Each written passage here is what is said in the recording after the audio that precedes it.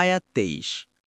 ক্বালা রব্বানা যালামনা আনফুসানা ওয়া ইল্লাম তাগফির লানা ওয়া তারহামনা লানাকুনান্না মিনাল খাসিরিন।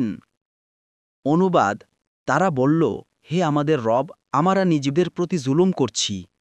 আর যদি আপনি আমাদেরকে ক্ষমা না করেন এবং দয়া না করেন, তবে অবশ্যই আমরা ক্ষতিগ্রস্তদের অন্তর্ভুক্ত হব। তাফসির ১ নং ফুটনোটের বিবরণ।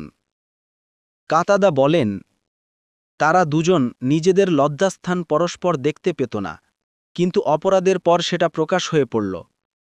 তখন আদম আলাইহিসসালাম বললেন, হে রব, যদি আমি তাওবা করি এবং ক্ষমা চাই, তাহলে কি হবে আমাকে জানান। আল্লাহ বললেন, তাহলে আমি তোমাকে জান্নাতে প্রবেশ করাব।